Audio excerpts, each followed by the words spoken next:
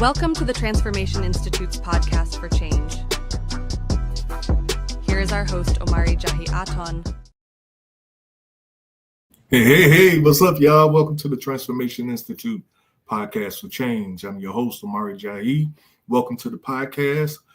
Please subscribe to our podcast on YouTube. You know, it doesn't cost you anything. Subscribe, like, and make a comment. You can also make comments live while we're doing the podcast. I think I'm going to be riding solo tonight, seems like. So let's get right into it, you guys. So the first thing is here, let me get rid of this stuff, is what we're going to be talking about tonight is lust and desires. Are we out of control? You know, the thing is that a lot, you don't hear too many people talking about lust. You know, we experience it all the time. You know, the world is full of it. Everything. I mean, you can go outside and just walk down the street, and you're going to see something that's going to feed your lustful desires at some point or another. And there's a lot of things to be lustful for. Usually, when people say they're having issues with lust and desire, we think it's about sex. It's not only about sex, you guys. You can be lustful about a whole lot of things. As a matter of fact, I want to share my screen real quick while we're waiting on a couple of more co-hosts. Hopefully they'll be able to jump in here. But I want to share my screen and share this with you.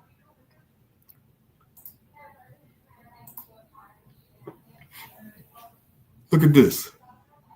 Well, first of all, let's look at the definition. Lust. It says lust is an intense, often insatiable desire. That means you can't control it. That can be directed toward a wide range of things, not just sex. In the modern world, this craving is constantly being amplified. In this world, the craving is being amplified. That means it's being fed and exploited through various social market mechanisms.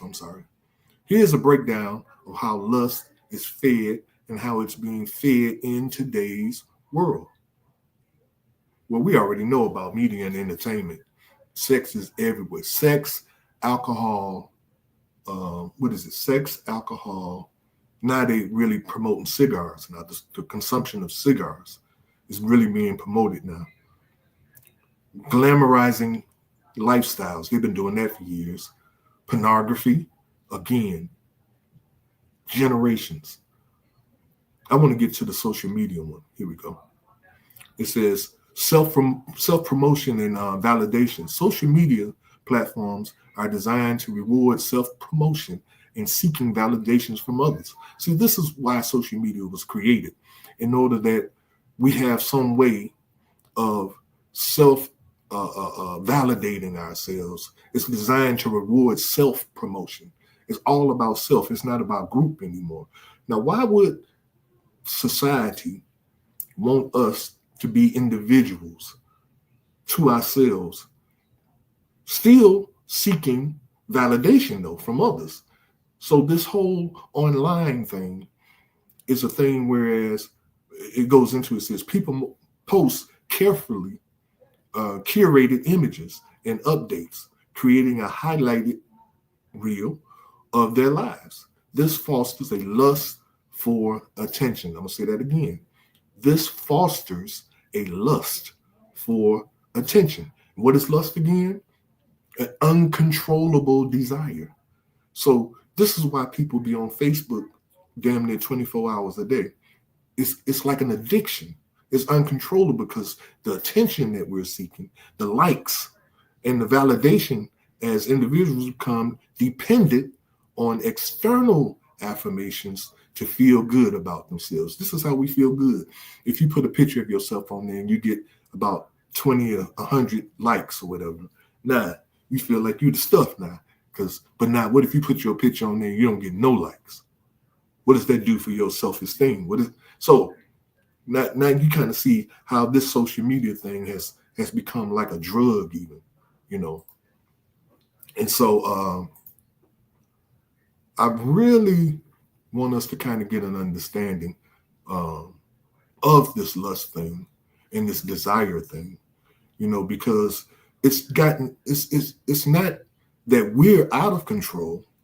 The problem is that we're not in control. It's controlling us. This unsatiable or this uncontrollable desire to want to. Let me go back to because it had some other things on there that I wanted you guys to see. This uncontrollable thing. Where is it? Here. Here we go. This is the list. These are non-sexual stuff. Look, a lust for power, an intense and often corrupting desire to control and dominate others. Yeah, you don't think people going throughout their lives lusting for power, lusting for control? Men and women trying to have power and control over each other. Lust for money. This is the big one right here. A greedy and excessive desire for wealth and material possessions. Whole world is full of it. A lust for knowledge. I don't think we get a whole bunch of this, but check it out. It says an obsessive and unrestrained drive to acquire information. There's nothing wrong with that. Now, the problem is obsessive and unrestrained. There's nothing wrong with drive to acquire information. We should always have a drive to acquire information. But this last part is what is really the challenge is. Sometimes for selfish or manipulative purposes. You want this knowledge so that you can use it as power over people. And I know more than you do, so listen to me. Somebody just texted me. Who is this? Oh, it's one of my co-hosts. They're having some technical problems. But nah, check this out. Lust for fame, a desperate or insatiable need for public recognition and admiration. People that are in entertainment or doing sports, they go out into the mall a lot of times for people to oh, ain't you so-and-so? Ooh, can I take a picture? Can I get your autograph? This is people that go out because they have a lust for fame. And if they don't get this, guess what happens? And any of these other things, if you ain't got this all this money that you and material things that you want, and if you ain't got the power that you want, guess what happens? Depression sets in. Oh, woe is me. What's wrong with me? Don't nobody like me. Don't nobody, look, lust for control, an overwhelming desire to micromanage and dictate the actions and lives of other people. Now, what would give any individual the right, other than a parent, to desire to dictate the actions and lives of others? That's the job description of a parent. But we do this to grown men and women. Last thing here, lust for revenge, a consuming and destructive desire to harm someone who has wronged you. This is going on all day, every day. And so we living in a world, y'all, full of lust, full of lust. What we going to do about it? What can we do about it? I got a video I want you guys to see. Well, there's a couple of videos, really. Oh, Darlene made it. Okay. Wow, it was rough. It was rough. It was rough. It was rough. That's the devil, see, but you found it. You found it. All right. Welcome. I was just about to show a couple of videos. Okay. Our title today is Lust and Desires. Are we out of control? And so I've kind of been talking about giving some definitions and giving some examples of lust other than just sex, because most people think when you're talking about lust, it's just sex, but it's more than just sex. Now check this out, because not only are we don't want to talk about the problem, we want to talk about the solution. Now this is going to be pretty interesting. I believe the solution for lust and desire, and let me get that definition up here so we can see it. So it says lust is an intense and often uncontrolled craving or desire, typically of a sexual nature. It is one of the several deadly sins in Christian theology. So, how do we combat that? You know, I got a video for you guys to check out. Check out this guy. Let's see. Here we go.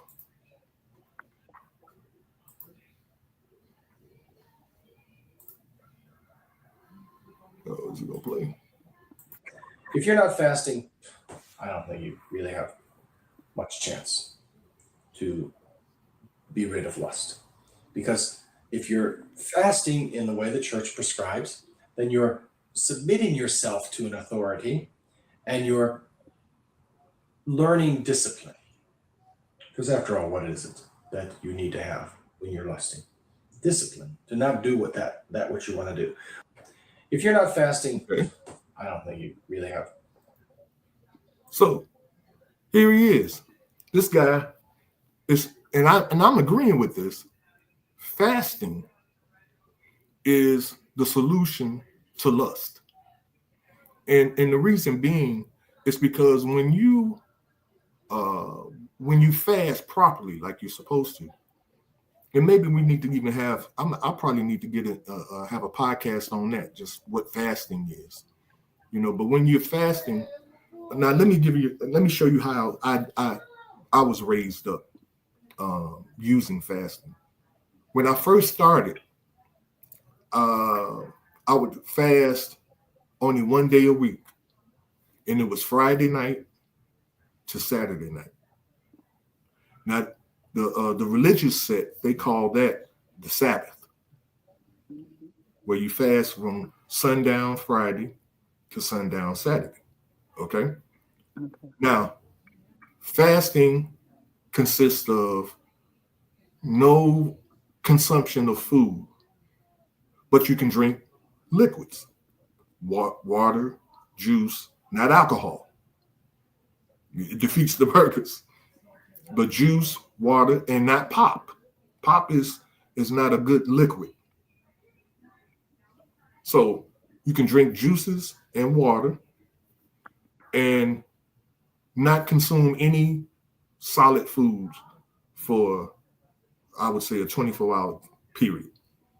Now, the first time that I did this, I wasn't successful. I didn't probably make it 4 hours.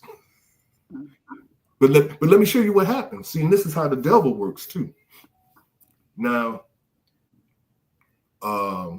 being a musician, I went to this club where this owner was hiring bands for his club, right?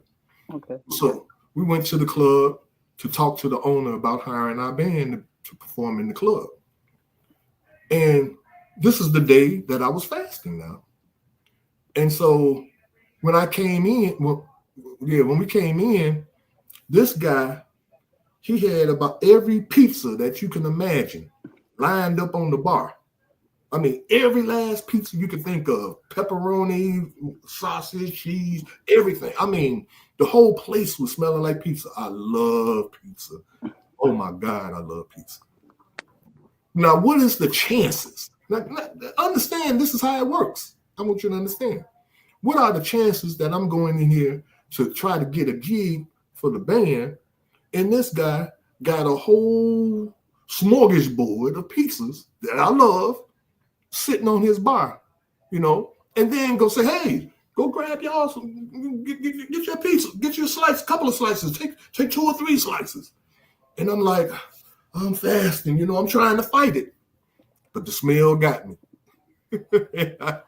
But you saying it's like fasting though. I can recall when we used to fast back in a while, 3 days, and I would do it with my husband, and and the first thing was, okay, no sex. We know that part. Okay, and you're thinking in your mind that that's going to be hard, especially when you're younger and very active into it.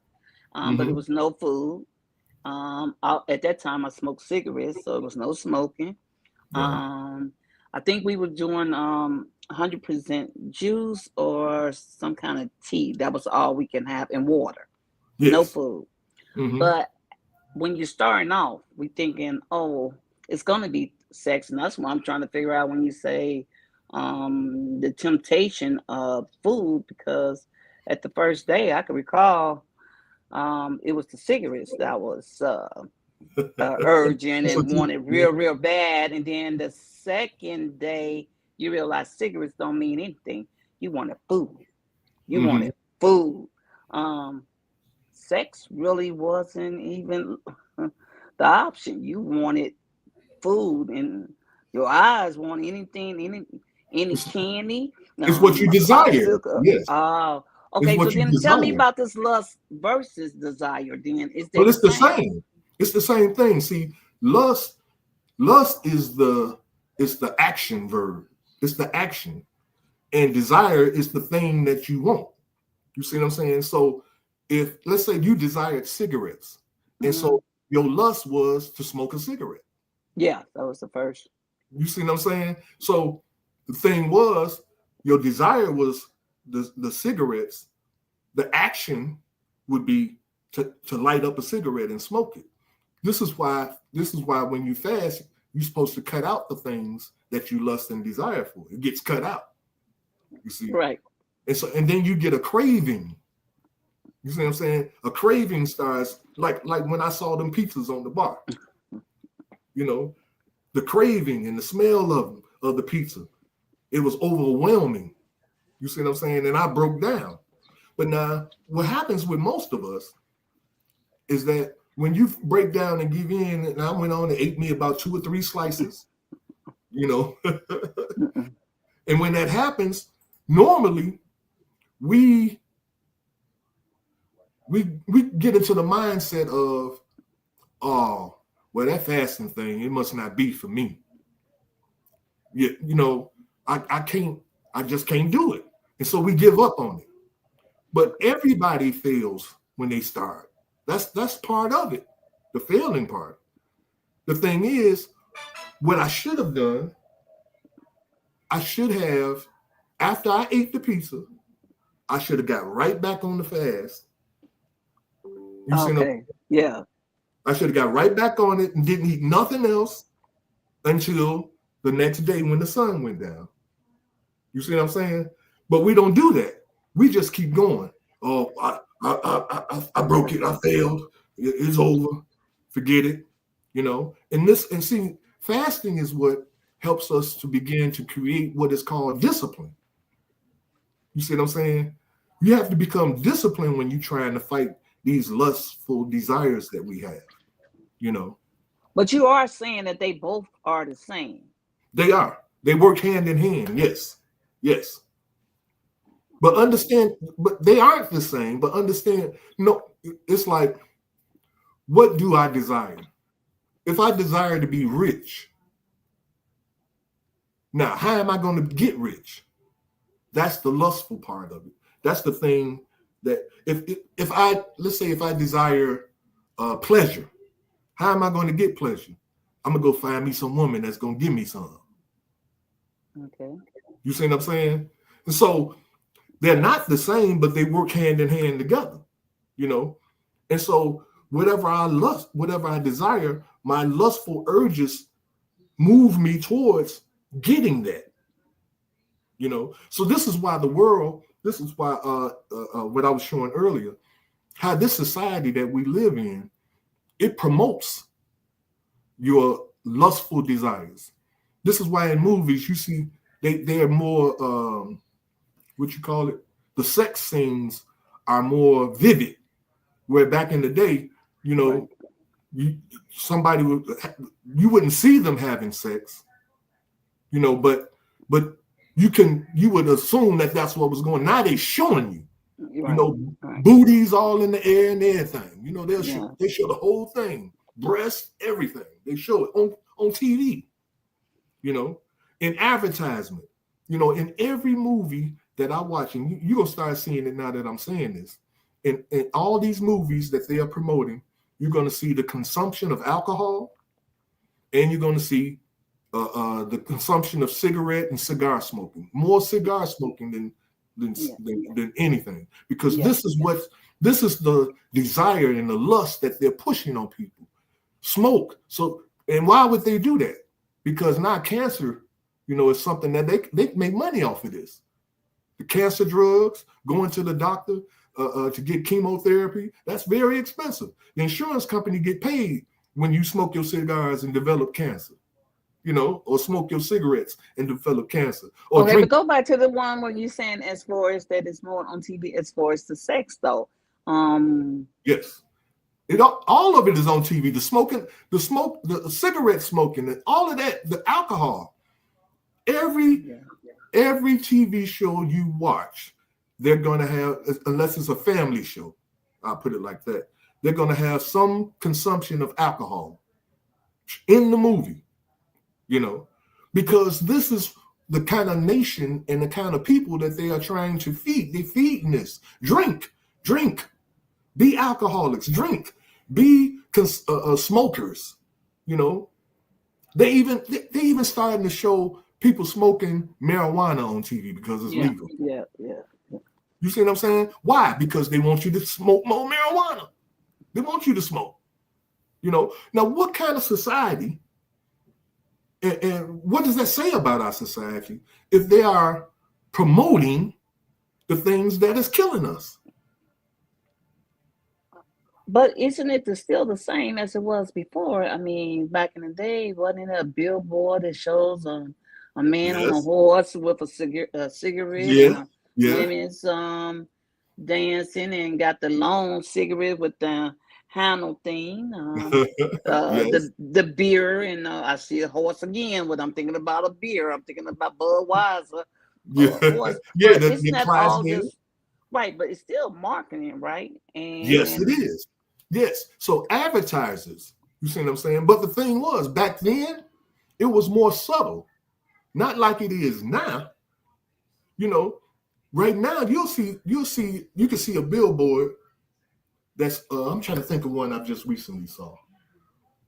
You can see billboards and but the billboards now is more on the healthcare. Take this medicine, they're gonna cause 100 side effects, but go ahead and take it. But I see the billboard in the healthcare more. Now, even in that. Now check this out. They got all these drugs that they promote on TV, right? Yes. And then they'll tell you, take this drug for diabetes, but you might get headaches. You might your throat might swell up. You might have a urinary tract infection. They'll say all kind of different stuff that are side effects that go along with this drug, but they promoting it to you. They say, hey, get this, it's gonna help you. But and then they'll quickly say, but it may have this and it may do that to you, and it may do that, and it may do that. But this is a good drug. You see? So what I'm saying is, that's what TJ say, marketing. That's just what you were saying. But let me see, what is Carol saying? Hey Carol, he said, but can experience one without the other. Lust without the other. Yeah, that's true. You can't experience lust without desire. And then she says, what is this? They want you to smoke so the glamorous, it's like back in the day. That's how I remember it. But even the stars used to smoke and drink on TV and in the movies. Yes. And this is why we still have smokers and alcoholics to this day.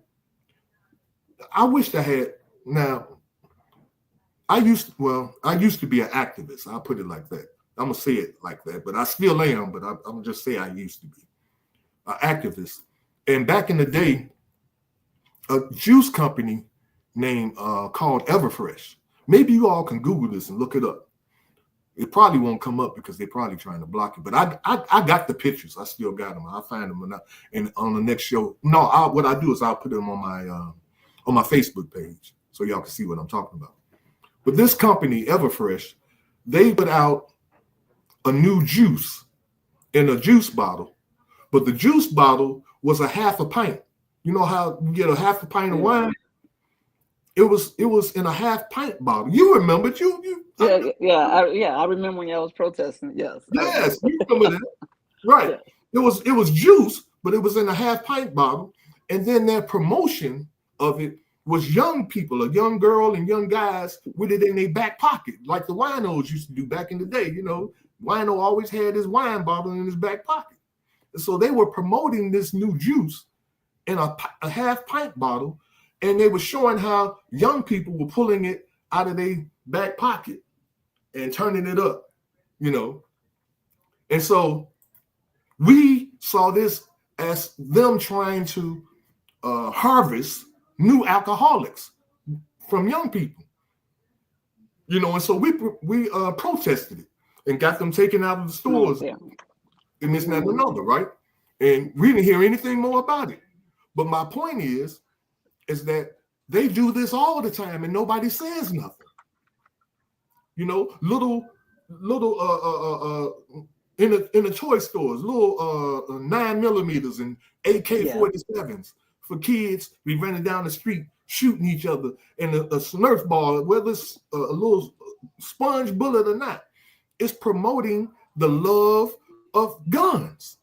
You see what I'm saying? But even when you say that, though, but it's still, to me, when you say lust and desire they both go the same. They both together. But I can remember being a child and they had these candy, and it was called the cigarette candy. Yes. Okay. You used to blow the smoke out the end of it. I remember those. Okay. Yes. So it comes to a point where certain people said, "Don't you put that in your mouth." Other people gave you the money, the money to go buy the candy. It was for a penny. You could go buy and you would mark the adults that was smoking. So I'm still trying to figure out, when you say lust and desire still work together, I still say marketing. And even if you look at the hip hop TV, or people trying to be like the rappers or things of that nature, whatever they got going on, that's what we're going to try to get on. If they got fancy cars, that's what we're going for. House, clothing. But also, even if you can't afford it, can't afford it, but you still, the Jordans. Yes. The Jordan, we buy the kids the Jordans, and we can afford our meals and things. But also, if you're going down in your own community and you got the choice, it's always been a liquor store and a church. We choose. And when you say they go, it's not going to be the church most of the time. It's not going to be the church we choose. Yeah, but it's marketing. It's giving us, it's like we still got to decide. But see, but look, you're saying what it is. But why is it that marketing is cueing in on those things that are harmful to us? Why ain't they cueing in on what kind of things that's healthy, or the things that are more healthier for us? Yes. Because it don't matter. I mean, it's still, when you say go hand in hand, because if you go with the healthy part, they making money just as well. If you give you a advertisement of someone drinking, somebody having sex, somebody's driving a fancy car, you could turn around and give me a same commercial of, hey, take this medicine here, it's going to help you do this and that and so on, and everybody's still making money at the end of the day. It still go hand in hand because it's about money. But let me show you something. Now, smoothies was a real popular thing just recently. It came out where they had smoothie machines and blenders, and everybody was blending up stuff and everything like that. Why is it that when in a movie or on a TV show, when you go to and watch them, they having some kind of meeting or whatever, and the guy walks over to his bar and he picks up the alcohol tumbler and say, "Hey, you want a drink?" Why isn't that a smoothie machine? You see what I'm saying? They can promote smoothies just as much as they can promote alcohol. But why don't they promote smoothies? Why do they promote alcohol? Because alcohol is big business. Ain't no corporation out here big like the alcohol corporations selling smoothies. See, this is about money. And they making money off of our misfortune. And they want us to drink and become alcoholics. They want us to smoke and get cancer. They want us to have extramarital or promiscuous sex and get AIDS and sexual transmitted diseases. They want so we can go to the doctor and the doctors get their part of the cut. They get their part of your income. You see what I'm saying? Yeah. Let's see what's Carol saying. She says she's right now. Wait a minute. She is right now. The internet is being flooded with weight loss remedies. That's always been happening on the internet. But you don't see that. You don't see them promoting weight loss in the movie. You don't see them promoting cigarette abstinence in the movie or on TV shows. You ain't never once seen a person. Well, maybe you might have. I don't remember. But on the show, a guy pulls out a cigarette and lights it up, and the guy pulls out a gun. Just put that cigarette down. That's killing you. That's gonna kill you. You see what I'm saying? It's not good for you. It causes cancer. Put it down right now. You see what I'm saying? You don't see nothing like that. Well, I do remember something about they said if you slept with one person, and then they did the Brady Bunch commercial, like you slept with this person, then that person slept with that person, and that's so I do remember some of that. Or what was it? Right? Or the brain. What was the brain? The scrambled eggs or something. A brain is a terrible thing to waste. I do remember certain how long ago was that? That got to be 10 years ago, at least. At least 15 or 20 years ago, correct? Yes. Correct. You see what I'm saying? So I'm saying that see, this is how I say this is how the devil works. They'll put the truth out there. It ain't gonna be a whole lot of it, but just so you can't say that they bombarded everything with what's not good for you. They can say, oh, well, we just like what you just said. Oh, we had commercials with this is your brain on your drugs and this and that, another, frying the egg and all that. We had messages like that. You can't say we don't do that. You see what I'm saying? Yeah. They'll do it just so you can't say nothing. But the whole thing is they want you to be alcoholics. They want you to be bad healthy. They want you to overeat. That's why they got all these food commercials on. They want you to late at night be ice creaming and Haagen-Dazsing and cookies and chips and all of that stuff. They want you to be doing that stuff. You see what I'm saying? Because when you do, you're going to be overweight. That means your health is going to be bad. That means you're going to be taking some kind of medication for diabetes, high blood pressure, gout, all that other stuff. You're going to see a doctor and they charging you up the butt. If you ain't got no insurance, you just butt out of luck. But isn't at the end of the day, it's still that one thing when you say you choose your poison, and some people may not be an alcoholic, but they can be a junk eater, or somebody may smoke, or somebody may be a gambler, but everybody has some kind of poison or a vice. You took a vice. Yes, yeah. but we weren't born with them. So where did they come from? We weren't born alcoholics. We weren't born craving cigarettes. Okay, wait. Hold up, though. You say we weren't born with a baby. No, but wait. A baby gets addicted to a pacifier or sucking on something. No. We parents, we put that in the baby's mouth to keep them quiet because they be hollering. So we made that baby. Okay, I'll take that. Okay. We did that. Okay. You see what I'm saying? We did that to that baby because we wanted to keep them quiet. Okay. They was making too much noise. You know it. But when we are born, we're not born with lustful desires. We're not born with desires to be rich, with the desire for attention. Well, children are all. Let me take that back. That's all children want is attention. But my point is that we are fed through advertisement, TV, social media, whatever. Everything it comes in through your five senses: what you see, what you hear, what you smell, what you taste, and what you touch. This is how we're being programmed and being indoctrinated into this world of lust and desire. Well, then, what's your view on decoding or deprogramming us then? Fasting. That's what I was saying before. See, when you begin to practice fasting, it's programming your body to resist those cravings and those desires.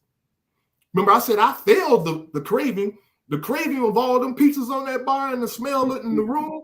That got me. But I learned my lesson. You see what I'm saying? I'm like, I ain't gonna let that happen again. You know. But sure enough, the second time I tried it, I think I might have lasted 7-8 hours before I broke down. You know.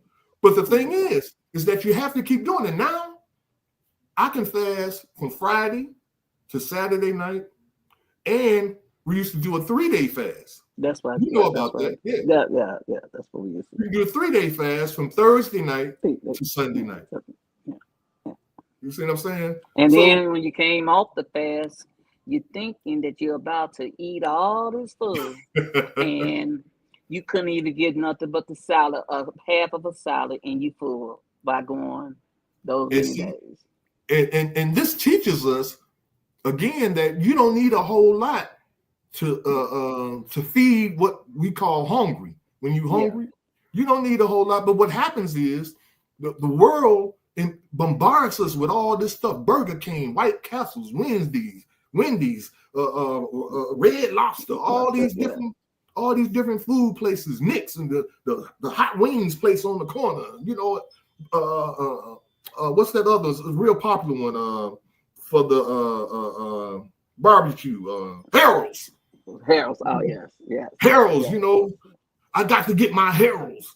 You know, and so we expand our stomach to the point where it takes more to fill it up. Whereas if you fast and you deny the body, then you, like you said, you begin to discover that I could just eat a salad and a piece of bread or some soup and I'm full. You know, but we don't get there. We never find that out because we are too busy engulfed in this assimilation of social media and entertainment and marketing, where we're just being led every day. When we wake up in the morning and we turn on our TV, you know, it's directing us on something to do, you know. But I got another video I want you guys to see. Hold on. Let me see. Where is it? Now, this is a pretty, well, it ain't that long. But here we go. Let me show it for you. Is this it? Oh, here it is. Yeah.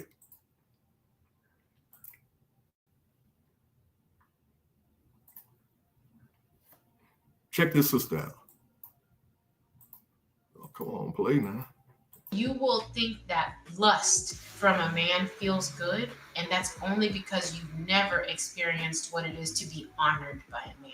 And that was certainly true of me. I thought that lustful attention from a man or from men around me felt good, but that's only because I had never experienced what it is for a man or men as a group to extend honor to me and regard and dignity and respect. Lust pales in comparison to it. You couldn't pay me to go back to being the object of lust for random men that I don't even know. You see, this sister was sharing how, and there's a lot of women that probably, and not only just women, but men too, that misconstrue that feeling, that lustful desire for people, you know, as being love. You know, I fell in love with my wife and we got married, and then you decide at some point you discovered that it wasn't love, it was just lust, because when the lust wear off, I guess the love wore off too, you know, and now you out in the streets, whoremongering, looking like a junkie, like a crackhead, you know, looking for the next fix. You know, it's just crazy. But I guess the question I'm asking, are we out of control? This lust and desire has got us out of control, and we don't even know we out of control.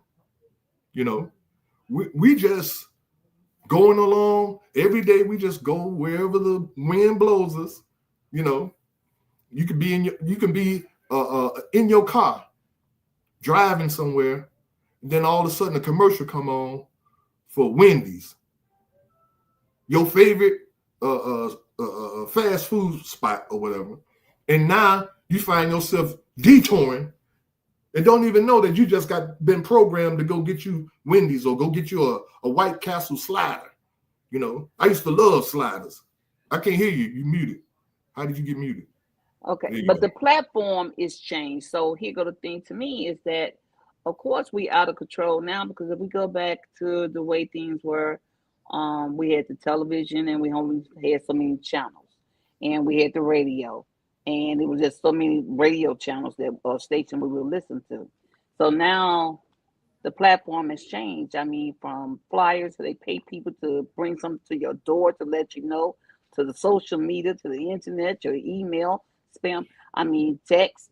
Of course, we're going to be out of control because the door has opened that you can't even watch TV or any kind. You can't even listen to a YouTube radio a song without an ad coming in it.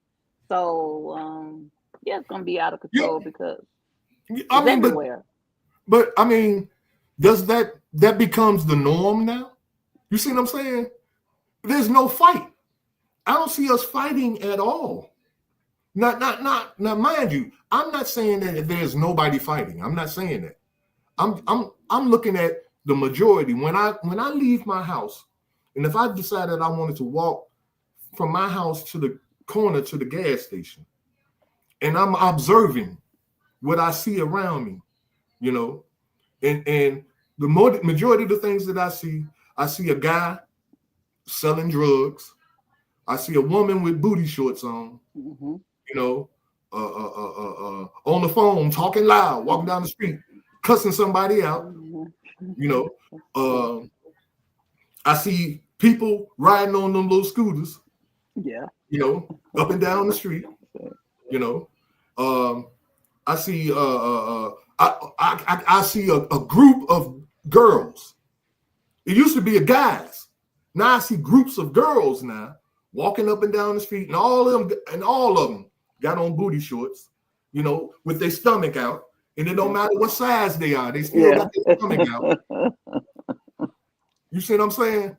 And I'm like, and I'm just walking to the store. To the gas station now, and I can see all of this. And then on the way back, I'll see some more stuff. You see what I'm saying? So it's like, ain't nobody trying to fight this thing. You know, even in the fashion industry, you know, we didn't create the tummy tops. You know, we didn't come up with that concept in fashion.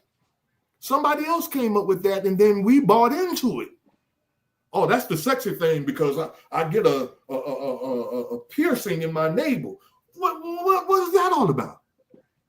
Piercing your navel now. Now, mind you, if that's your thing, that's your thing. But can't nobody see it. You see, but they made a way for you to see it.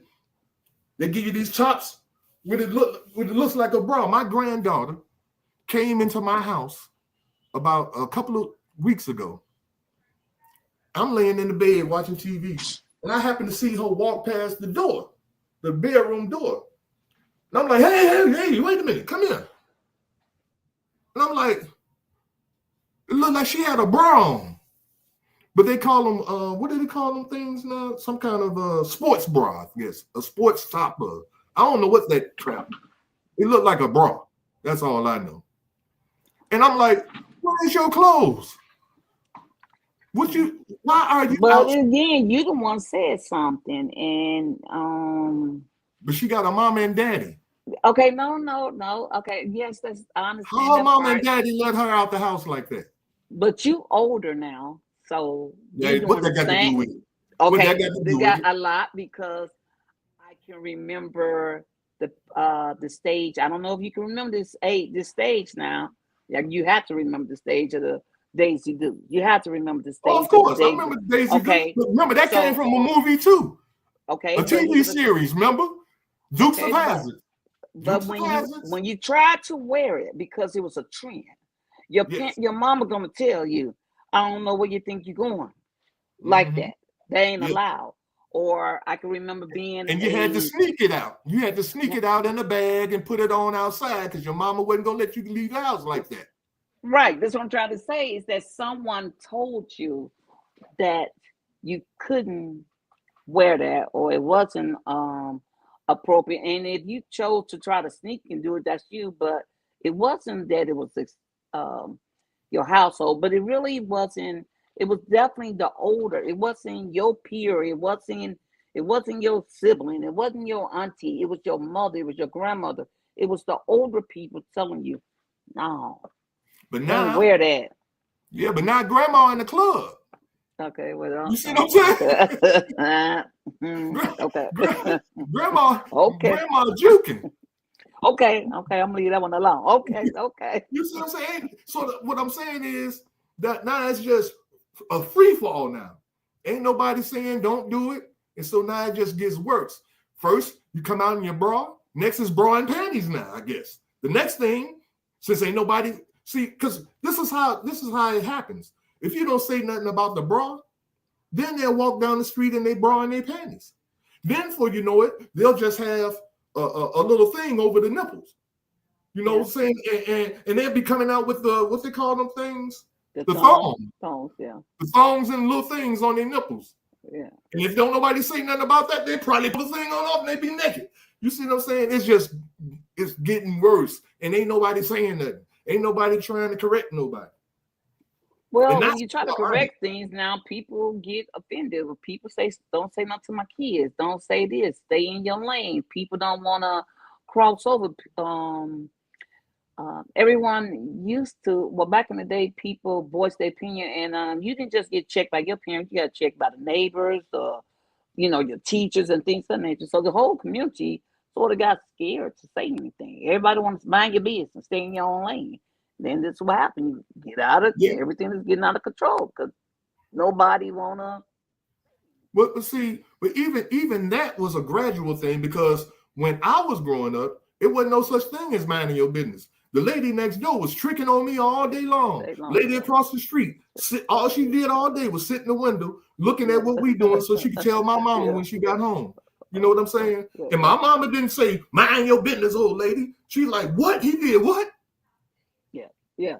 But that's the difference. That's a big difference now. And so you can see the gradual deterioration of what we want to call it takes a village. We say that crap all day long. It takes a village. Oh, it takes a village. We're the village. No, ain't no damn village. The village has been destroyed.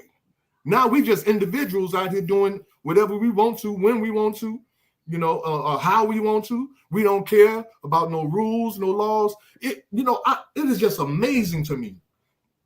And I don't know why this happens or how it started, but if you pay attention, now,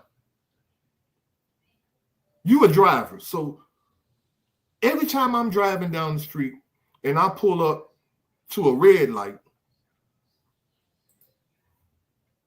I'm stopped at a red light. And, the traffic coming the other way, right? Now, the light for the green light, it turns yellow, and then it turns red. And do you know that every time, it doesn't fail. Every time that light turns red, 2 cars go through the intersection. At least 2 cars run that red light.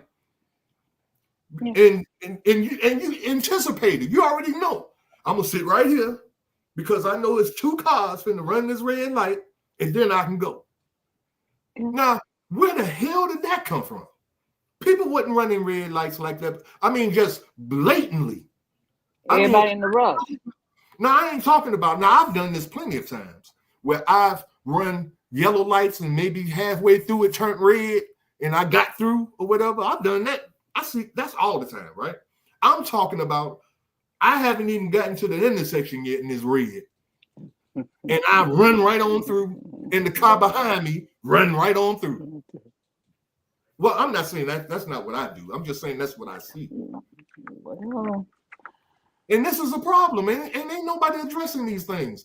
And it's just gonna get worse. And now we talking about Trump wanting to bring in the National Guards and everything. You know what I'm saying? Trump don't have to bring in the National Guards. Straighten your shit up. Excuse my French. Straighten your stuff up. You know, start fasting. Get some discipline in your life. You know, we shouldn't have to be going through all this stuff about the National Guards. But guess what? I don't care. They're talking about Mayor Johnson and Governor Pritzker and all that kind of stuff, trying to fight about the National Guards being brought in. It's inevitable. It's gonna happen until we begin to start cleaning this mess up ourselves. It's the parents that's the problem. These kids shouldn't be parents. They raising kids, and they ain't even raising kids. They just had kids, and these kids are raising themselves in the streets. You know, and you know, in this podcast, I created this podcast because of what I keep seeing when I go out into the world, and nobody's fighting. It doesn't seem like it. Again, I can't say that nobody's fighting because I'm sure there are people out there that's fighting this thing. But if you pay attention, and if you're looking like I'm looking at things, it doesn't look like people are fighting. It doesn't look that way. It doesn't look like people are resisting anything. It's like we just go along with it. You know, whatever the signs of the time says that we're supposed to walk barefooted. You know, they got these Crocs now, you know. And I'm willing to bet you.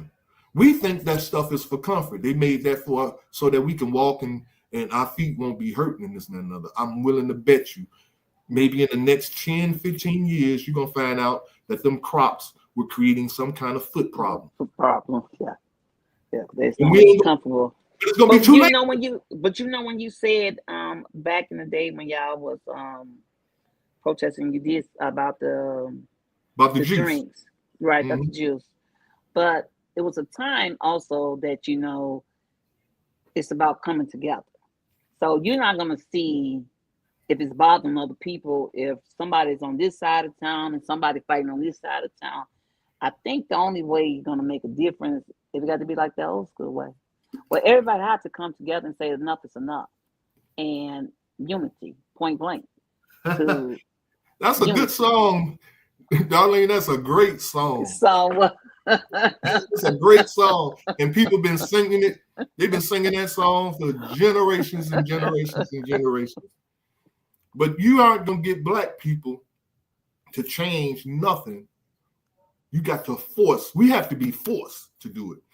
If we ever going to come together and unify and be unified, this is why I'm with Trump. Because, and let me tell you what I'm saying. Trump is the only thing in my mind. He's the only factor that has the power to unify black people. Oh, by bringing a storm? By bringing hell. What I'm saying? A storm. Like, yeah. We got to come together. He's going to force us to fight together against this wickedness. Okay. I agree on that. You know, and that's the only way. We've been singing this song too long. Let me see. I saw Yolanda had said some society and social media, government, and parents need to take responsibility. Yes, but just saying it ain't gonna happen, man. That ain't gonna happen. We've been saying that forever. How parents need to be more responsible for their kids. And what did they say? F you, mind your business, right? Yeah, but maybe it's a cleansing time. What you just said. Yeah, it's going to break loose. It's going to be a cleansing. It's coming. Let these National Guards come in here and start busting niggas up. And telling us what time to go to sleep, what time to go in the house. You can't come out after a certain time and this and that and another. But they tested that with COVID. They already did that test Yes. with the curfew with COVID, so they already Yeah. got an idea of how they gonna be able to control it. Let me see some of these statements. It says, but people are talking and fighting and encouraging and really starting to speak up. Yeah, we're doing that. But see, it's not about encouragement. See, it's about self-analysis, self-correction. We have to correct self. It's about you fixing you, not trying to fix nobody else, because we all effed up. Every last one of us, me, you, everybody, we all effed up in some kind of way. Fix you. You got to get with somebody that's going to help you fix you. And when you start fixing you and people start seeing you being better and doing better for yourself, they're going to question, well, what is it about you? You got a certain life to you. You seem like you're peaceful and this and that and other. People will start questioning you about that. And then you share with them what you did to fix you. Then maybe they'll fix them. And this is how you begin to spread good like they spread it evil. It's the same concept. You know, what you say, leave me my Crocs. Oh, she like wearing Crocs. That's all right. I'm telling you, watch, in 15 years, they're gonna be telling you on the news. Doctors have discovered that Crocs are causing some kind of arthritic problems in people's feet. You know, and then they're gonna have a doctor on there saying, yes, you know, the manufacturers of Crocs, we couldn't get them to respond, but you know, though they're in court now, they're being sued for this, that, and another. You're gonna see it, watch. And then you're gonna remember I said this. Watch. But I think we need to talk more about that Trump coming in. Oh, well, you see, Trump is the new Hitler. It's like the minister said last week. Mm-hmm. You know, he is the modern day Hitler. You know, a lot of people heard about Hitler, but they didn't know what Hitler was really about. You know, but when you see Trump, that's what Hitler was about. Same thing Trump is about. He wants everybody that's not blue-eyed, blonde-haired, white people. He wants all of us in a certain, how can I put it, subservient position, if not eliminated altogether. What's he saying? They're not good for you. Talking about Crocs? I know. You ain't got to tell me. I already know. You know, but we think they so. I mean, look at everybody and their mama wearing them. They started with them in the hospitals. Y'all remember that's where they started. Nurses in the hospital was wearing them because they was on their feet all these times and all this long, and so they're real comfortable now. Everybody and their mama wearing them. You know, this is being disciplined. Oh, this TJ being disciplined and holding yourself accountable. Yeah, but TJ, that's easier said than done. But just like me, remember, I was trying to be disciplined when I started fasting, and I walked in on a room full of pizzas. It's not easy when you live in a world with all the, you know, you living in a temptation. World with temptation. Everywhere you turn, it's everywhere. You know what I'm saying? So you got to fight. There's an actual physical fight that you got to put up in order to survive this thing. I had to put up a fight to keep fasting until I mastered it. I had to fight it and not just give up. You know, Yolanda, boy, you putting a lot, you texting your butt on me. Stop talking about Trump before they come for us. Man, please. They're already coming for us. What you think before they come for us? They already here. What are you talking about? They here like it ain't nothing. Please, you don't think Trump is after us? Right around the corner. It's already around the corner. No problem, cuz that's my cousin Carol. It says, and yes, Trump is the new Hitler. He's got to stop. We have to stop being the easily misled. Yeah, this is true. But again, see, and I'm gonna say this because it's time for us to get out of here. There's oh man, I just lost my train of thought. What was it? Wait a minute, who was that? Somebody just said, let me see what Carol had just said, something that made me think about this. What was that? It says we've got to stop being so easily misled. Oh, yeah. See, we don't even know how we're being misled, because it's from so many different avenues, just from the music that you listen to, from the TV. In order for us to not be misled, you know what has to happen? We have to separate. You remember in the Bible where Moses took the children of Israel out of Egypt into the wilderness?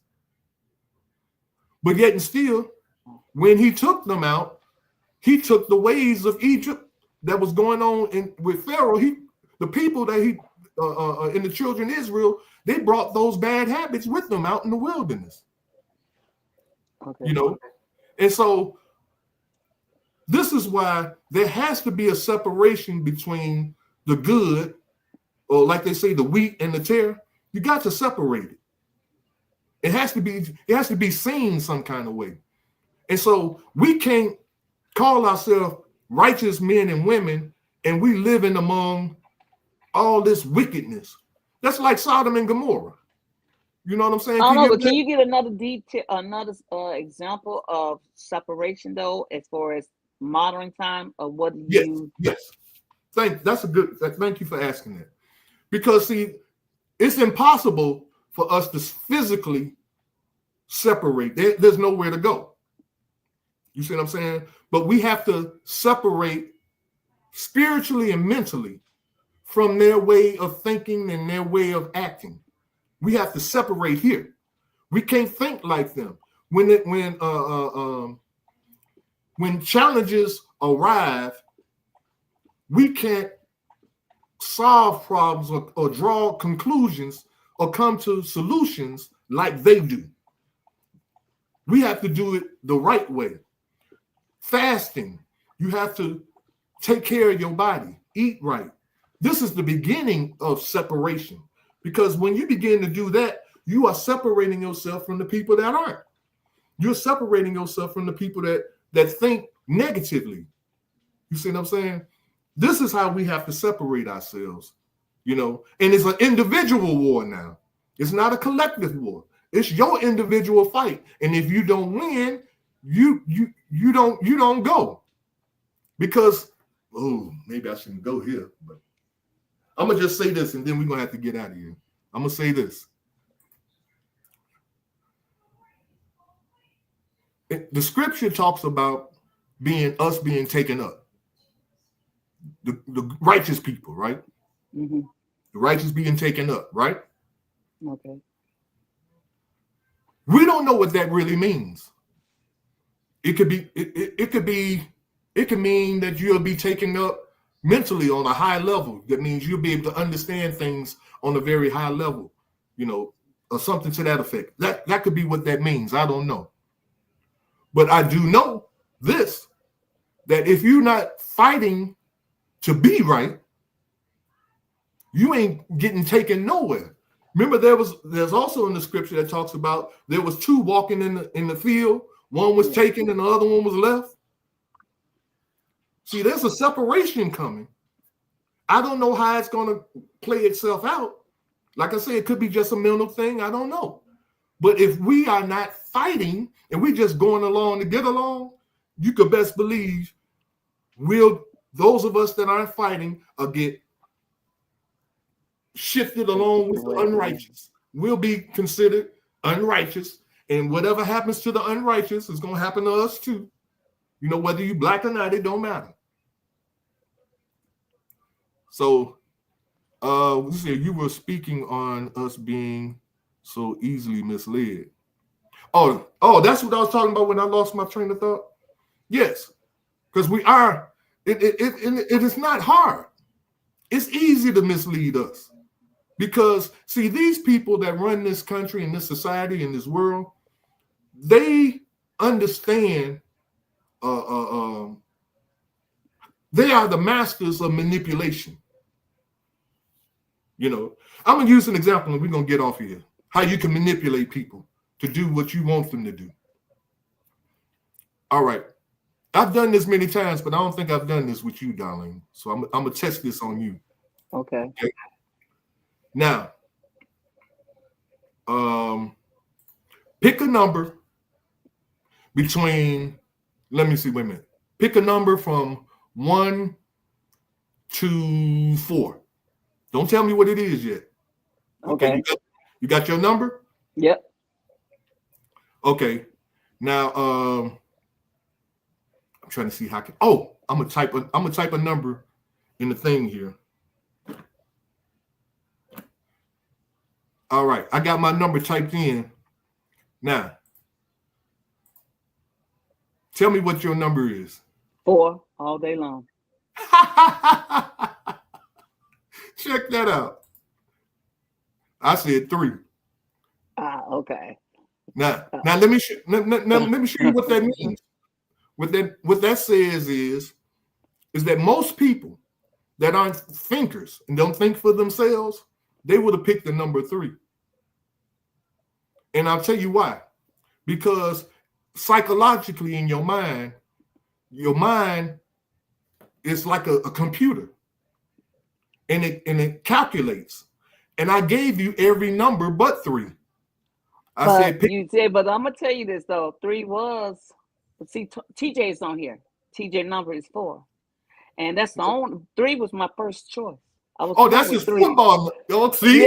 I was going with 3. I was going with 3. I'm a trade person. I'm 3, but TJ number is 4, and that's why I went with 4. Why you and see why you were going to say 3 is because I said all the other numbers. I said pick a number from 1 to 4.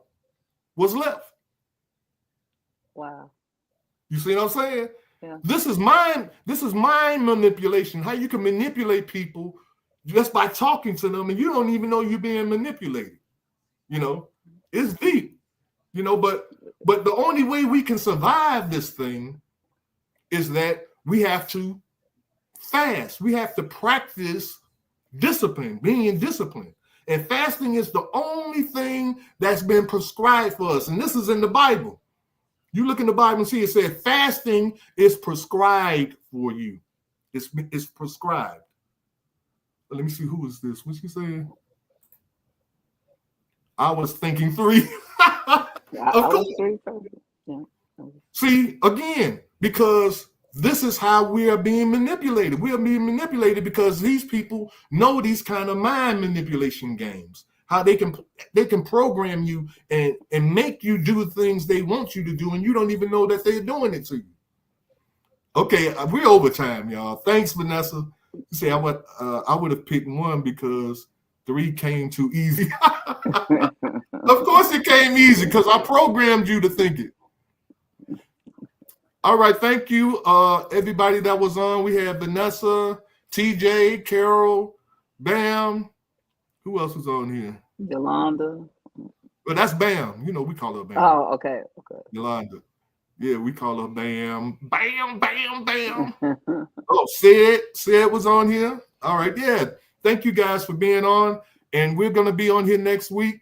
Again, we're going to keep doing this thing until something changes or people begin to practice self-discipline. And keep in mind again, just try it. You're not going to be successful when you first started. I'm telling you, I wouldn't. But fasting is the key. You got to do it. Start Friday night to Saturday night.